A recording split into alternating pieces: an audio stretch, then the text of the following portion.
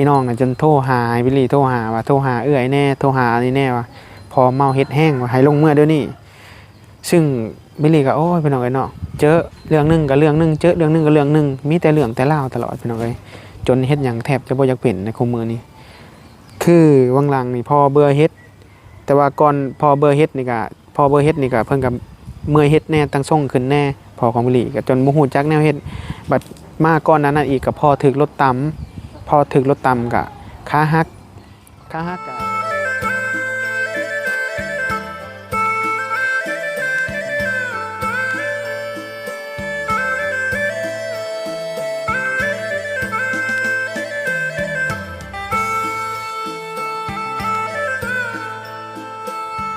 กับสบายดี FC เบิร์ดสุขุทุกคนแล้วก็พ่อลุงแม่ป้าเบิร์ดสมองสบอนนะพี่น้องเนาะเนาะมื้อนี้เนาะวิลลี่ก็ว่าสิถามเนาะพี่น้อง FC เนาะหลายๆคนเนาะว่าถามว่าเกิดเหตุการณ์แบบนี้นี่เฮาสิแก้ไขแบบใดเนาะคือพ่อของบิลลี่เนาะวังหลังนี่วังบ่ดนมานี่ก็คือพ่อของบิลลี่เนี่ยเพิ่นเบื่อเห็ดพี่น้องเอ้ยเนาะซึ่งบิลลี่ก็บ่ฮู้ว่าเพิ่นไปกินเห็ดชนิดใดมาเนาะเพิ่นเบื่อเฮ็ดแหละที่นี่ก็คือในโตข่อยผู้เป็นลูกนี่ก็บางเทื่อก็บ่ฮู้แนวสิเฮ็ดนะพี่น้องเอ้ยแต่ว่าบางคนก็ว่าถ้าว่าพ่อเบื่อเฮ็ดหรือว่าคนเบื่อเฮ็ดนี่เพิ่นแนะนำให้ขุดดินเพิ่นว่าขุดขี้ดินให้มันลึกลงประมาณที่ว่าโตคนลงได้นะแล้วก็ลงให้คนลงไปอยู่หั่นแล้วก็เอาขี้ดินนี่ถมคนนะถมไว้เพิ่นบอกว่าอันนี้คืออาการเบื่อเฮ็ดเนาะอันนี้คือหลายๆคนเพิ่นเคยเว้าต่อๆกันมานะแล้วก็บิลลี่ก็เคยเห็นเพิ่นเว้าประมาณนั้นเนาะซึ่งเวลาที่คนเฮานี่เบื่อเฮ็ดนี่เฮาสิขุดดินนี่พังแล้วมันสิเศร้าบ่พี่น้องเนาะบิลลี่ก็บ่ฮู้เนาะอันนี้ก็เลยว่าอยากลองถาม FC หลายๆคนเบิ่งเนาะเพราะว่าเรื่องเบื่อเฮ็ดเนี่ยบิลลี่ก็บ่เคยเจอกับตัวเองแล้วก็บ่เคยเห็นเนาะเห็นพอเบื่อเฮ็ดบางหลังนี่ก็จนเพิ่นเมื่อยแห้งเลยพี่น้องเมื่อยจนเพิ่นแบบหันใจแบบผืดๆนะพี่น้องซึ่งบิลลี่เองก็บ่ได้อยู่น้ำพ่อนะเพราะว่าอยู่บ้านกับพ่อของบิลลี่ก็สิอยู่ผู้เดียวซึ่งบิลลี่ก็มาอยู่ทางเมืองพีนเซนต์หมวกพี่เนาะทางไกลๆทางบ้านแม่พี่ซึ่งบิลลี่อยู่ทางพี่แต่ว่าบ้านพ่อของบิลลี่สิอยู่ใต้พุ่นซึ่งบิลลี่น่ะบ่ได้อยู่น้ำเพิ่นเนาะอยู่คนละหม่องกันนะพี่น้องเอ้ยและที่นี่คือเวลาจะเป็นอุ่นก็คือวังหลังนี่เนาะพอเพิ่นเบื่อเฮ็ดเนาะบิลลี่เองก็บ่ฮู้เฮ็ดจังไดเนาะสิกลับโรงพยาบาลก็หาเงินก็บ่ได้คือเก่านะพี่น้องเอ้ยเนาะเรื่องเฮ็ดคลิปเฮ็ดหยังก็วิวก็บ่หลายจนบิลลี่ก็จนชั้นในบางหลังนี่ว่าเขาบอกว่าพอเบื่อเฮ็ดเด้อเขาว่าเขาให้บิลลี่ลงไปพุ่นเนาะลงไปพุ่นด่วนแต่ซึ่งบิลลี่ก็บ่ได้ลงไปมีแต่ให้พี่น้องเบิ่งให้เพราะว่าทาง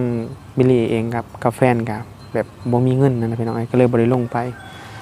เพราะว่าคือแต่เก่า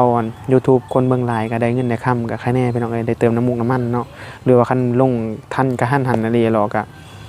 ยังมีค่าใช้จ่ายนี่บิลลี่ก็เลยบ่ได้ลงไปเลยพี่น้องนะครับบ่ฮู้เช็ดใดแล้วก็พ่อของบิลลี่นะเพิ่นมักกินเฮ็ดแบบสไตล์แบบบ่ฮู้จักก็กินนะสไตล์เพิ่นบิลลี่ก็บ่เข้าใจนำเพิ่นว่าแต่เพิ่นว่ากินได้บางเทื่อนะคือเพิ่นเก็บมานะเก็บมาโฮมกินได้บางเพิ่นกินไปแล้วบางเทื่อก็เมาเฮ็ดซึ่งพ่อบิลลี่นะเมาเฮ็ดนะบ่แม่นแต่ว่าเทื่อนี้เทื่อแรกได้พี่น้องเมาเฮ็ดนะพ่อของบิลลี่บ่แม่นครั้งนี้ครั้งแรกได้ที่ว่าพ่อเมาเฮ็ดอันนี้น่าจะเป็นครั้งที่2ที่3แล้วตอนที่บิลลี่ไปทำงานอยู่ไทยตอนนั้นก็พ่อก็เมาเฮ็ดเนาะเมาเฮ็ดซึ่งบิลลี่ก็บ่ได้เบิ่งเพิ่นอีกเพราะว่าบิลลี่ก็บ่ได้อยู่ไกลเด็ดบิลลี่ยังทำงานอยู่ทางประเทศไทยตอนนั้นแล้วก็น้าสาวเนาะเป็นคนไปรับพ่อซึ่งพ่อเบื่อเฮ็ดน่ะเบื่ออยู่ป่าได้สไตล์แบบเพิ่นไปหาเฮ็ดหาหยังบางเทื่อเพิ่นไปอยู่น้ำเซ่กะแกงเฮ็ดกินอยู่น้ำแคมเซ่บ่อนเขาเจ้าไปหาป่าหาหยังนะกับหมู่เพิ่นนะแต่ว่าครั้งล่าสุดเนี่ยพ่อเพิ่นเบื่อเฮ็ดเนี่ยเพิ่นเบื่ออยู่เฮือนเนาะซึ่งโทรหาบิลลี่ก็มันบิลลี่ก็บ่ได้รับสายเพิ่นเนาะเพราะว่าโทรศัพท์เพิ่นน่ะมันอันนั้นแล้วก็ช่องมากครับในเครื่องของบิลลี่เนี่ยเวลามีคนโทรเข้าทางเบอร์น่ะส่วนหลายน่ะบิลลี่จะบ่ค่อยได้รับเนาะเพราะว่าแต่ก่อนน่ะมีคนโทรเข้าทางเบอร์ของบิลลี่เนาะและที่นี่ก็คือแบบเขาเจ้าแบบอยากแฮกเฟซของบิลลี่นะบิลลี่ก็เลยแบบเชื่องเบอร์โทรแล้วก็เลยบ่ได้ค่อยใส่เบอร์โทรนะพี่น้องเอ้ยมันจะเป็นแบบนั้นเนาะตอนนี้เนาะบิลลี่ก็มาเฮือนเบาใจพี่น้องเอ้ยมานั่งลิ้นนำเบาใจตอนนี้บิลลี่อยู่เฮือนเบาใจแต่ก็เลยว่ามาอัดคลิปถามพี่ถามน้องว่าถ้าว่าเบื่อเฮ็ดนี่ เขาต้องขุดดินนี่ขุดดินแล้วเอาคนลงไปผังนี่มันสิเศร้าอีหลีบ่พี่น้องเนาะเพราะว่าบิลลี่ก็เห็นแต่ใน YouTube กับเขาเจ้าเว้าอะไรว่าบางคนคือบิลลี่พอบิลลี่เบื่อเห็นเพิ่นบ่ขุดดินแล้วผังเลยแต่ว่าคันเฮาไปห้องหมอนี่ก็เพิ่นใส่น้ำกอกน้ำเกลือให้นะพี่น้องเอ้ยเนาะแต่ว่าเบื่อเฮ็ดนี่คือของพ่อบิลลี่เนี่ยหลายคนเพิ่นอยากให้พังดินเนาะพังเอาพ่อบิลลี่ลงไปผังดินขุดดินแล้วผังเลยแต่ว่าเนาะน้าสาวนะพาไปห้องหมอแต่ว่าบิลลี่ก็เลยบ่ฮู้ว่าก็เลยมาถามเบิ่งว่าคันในกรณีที่ว่าเฮาบ่ไปห้องหมอนี่แหละบิลลี่น่ะขุดดินแหละเอาพอลงผังอยู่หั่นหรือว่าให้คนอื่นเฮ็ดเนาะทำนองนั้นน่ะมันจะหายแท้บ่นะพี่น้องเนาะซึ่งบิลลี่ก็ตกใจแฮงบางหลังนี่ที่ว่าพอเพิ่นบ่สบายเนาะจนเฮ็ดยังบ่เป็นเลยบิลลี่ก็เนาะนึงมากอะทางเฮาเองก็บ่ได้หาเงินหาค่ำอีหยังคือตะกี้เนาะ YouTube ก็บ่ได้ไปถ่ายคลิปปานใดช่องมาพี่น้องเอ้ยเนาะก็อยู่ไกลแน่คือแต่เก่าบิลลี่จะลงเมื่อดนๆเทื่อนึงพี่น้องเอ้ยตะกี้น่ะบิลลี่ลงมาพุ่นน่ะปีนึงประมาณ3-4 เทื่อพุ่นแหละบางเทื่อก็กลัวแต่ว่านี่ทีระยะผ่านมาในปีนี้บิลลี่ยังบ่ได้กลับเมื่อบ้านเลยพี่น้องเอ้ยเนาะยังอยู่แต่แถวบริเวณแถวใกล้ๆเมืองพีนนี่ก็ไปแถวบริเวณนี้แหละกันไปไกลแล้วก็ยากพี่น้องเอ้ยเนาะอยากนำค่าใช้จ่ายเฮานี่แหละเพราะว่าบิลลี่ก็บ่ได้ออกไปเฮ็ดคลิปเด้พี่น้องเอ้ยคือคุมื้อนี้เนาะทางบิลลี่เองก็ว่าเรื่องไปเฮ็ดคลิปกับพี่น้องเอ้ยน้องๆตะกี้นี่มีน้องๆทีมงานก็เฮ็ดคลิปเฮ็ดหยังแต่ว่าเดี๋ยวนี้เขาเจ้าเอาเมียไปแล้วคือน้องปองก็มีแฟนไปแล้วที่ว่าไปในบิลลี่น้องอเล็กก็เปิดร้านโทรศัพท์นะพี่น้องต่างคนต่างเติบโตก็เลยในการที่ว่าเฮาสิไปใส่ไกลๆน่ะคือบิลลี่เคยว่าแหละก็ยากพี่น้องเอ้ยเนาะยากบ่ว่าบิลลี่ไปผู้เดียวบิลลี่ก็บ่อยากไปมันก็รู้สึกแบบบ่ม่วนนะพี่น้องเอ้ยเฮาต้องไปมีหมู่ไปนำจังซี่นะจังสิคักจังสิม่วนจังสิแบบว่าไปใส่เฮาก็บ่ค่อยย้านปานใดคือเฮาไปบางบ้านน่ะก็สิย้านนั่นเด้อพี่น้องเอ้ยพอบิลลี่เป็นบางหลังนี่เพิ่นป้าพี่น้องเอ้ยหน้าเพิ่นจนซีดนะพี่น้องเอ้ยซึ่งพี่น้องบิลลี่นะโทรมาหาบิลลี่นะให้บิลลี่นะโทรไป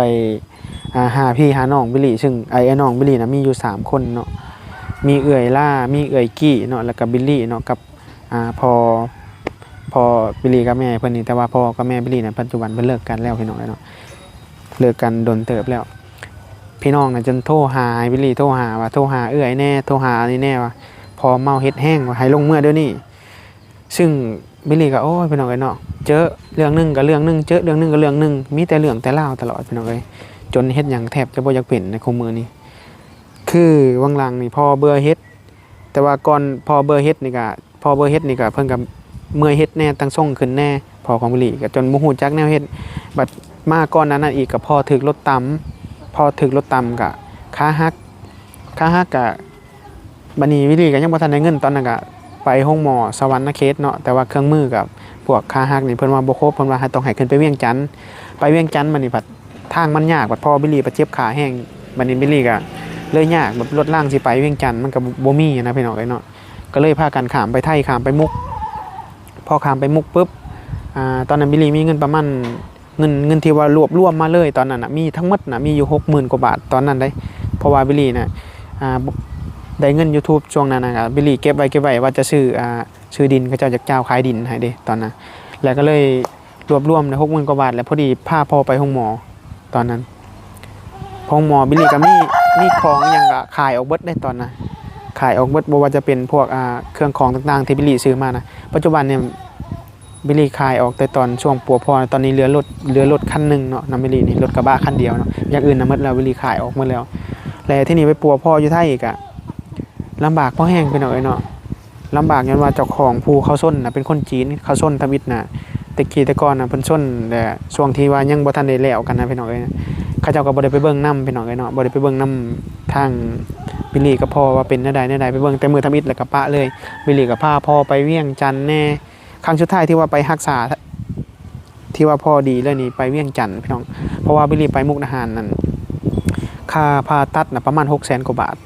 ซึ่งตอนนั้นบิลลี่ก็เคยอัดคลิปลงแล้วแต่ว่าบิลลี่ก็บ่ได้ผ่าตัดอยู่ไทยเพราะว่าบิลลี่มีเงิน 60,000 เนาะแล้วก็อยู่หันหลายมื้อเติบอยู่หันจนว่าหลายมื้อเติบจนบ่ไปบ่มาแล้วก็เลยว่าหมอเพิ่นว่าสิเอาแนวใดเนาะบิลลี่ก็เลยบ่มีเงินก็เลยพาพ่อกลับมาแล้วก็ไปเวียงจันทน์พาพ่อไปเวียงจันทน์ซึ่งมายืมรถน้าบ่าวให้น้าบ่าวพาไปพี่น้องเนาะ แล้วก็เบิดเงินเนาะหลายบอนนะพี่น้องเอ้ยเนาะแต่ก่อนนั้นน่ะก็พ่อบิลลี่ก็ลดล่มตลอดเนาะลดล่มแต่ว่าบางเทื่อก็บิลลี่ก็บ่ได้อัดคลิปลงแล้วก็บ่ได้เว้าสู่ FC พังซึ่งบิลลี่เงินค่ำที่ว่าเฮ็ด YouTube มาน่ะก็แบบพอสิได้น้อยหนึงก็บ่ได้พอสิได้น้อยหนึงก็มีแนวจ่ายแนวเป็นคือวางหลังนี่ก็แม่แฟนของบิลลี่เพิ่นก็บ่สบายมือเปื่อยเบิดในโซนนี่ก็บิลลี่กำลังได้เงินตัวนั้นมาก็พอดีรักษาเพิ่นแน่แล้วก็ใช้จ่ายแน่ก็เบิดจนบ่มีฮอดเงินเก็บข้างหลังพี่น้องเอ้ยนะบิลลี่ก็โอ้ยพี่น้องเอ้ยคือพ่อกับอีตนเพิ่นอยู่ผู้เดียวพี่น้องเอ้ยแต่ว่าก็สิบ่ฮู้จักเช่นใดคือเพิ่นเบื่อเฮ็ดนะครับใจแท้ก็อยากลงมือแล้วพี่น้องเอ้ยแต่ว่ามันก็ค่าน้ำหลายอย่างนี่แหละบิลลี่ก็เลยของใจก็เลยมาถาม FC เนาะเดี๋ยวกับบิลลี่ก็สิถามเบิ่งคอมเมนต์เนาะ FC ที่ว่าเพิ่นมีความรู้แน่ว่าคันในกรณีที่ว่าเฮาเบื่อเฮ็ดนี่เฮาขุดดินแล้วเอาคนลงไปพังเนี่ยน่ะมันสิเศร้าบ่เพราะว่าเพิ่นพังน่ะเพิ่นสิให้จงแต่ค่าข้อนี่พังเบิดกระโตเลยเนาะ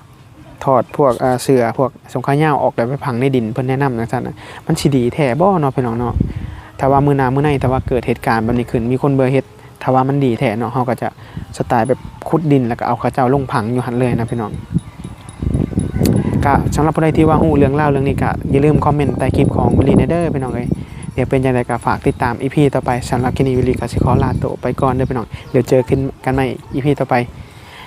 ตอนนี้วิลลี่ก็มาเล่นนำทางบ่ใจอยู่ในเฮือนเนาะพี่น้องเอ้ยบ่ใจเพิ่นอยู่ในเฮือนประมาณช่วงแรงๆเนาะวิลลี่ก็สิกลับขึ้นเมื่อเฮือนโอเคพี่น้องเดี๋ยวติดตามเบิ่ง EP ต่อไปเด้อสบายดี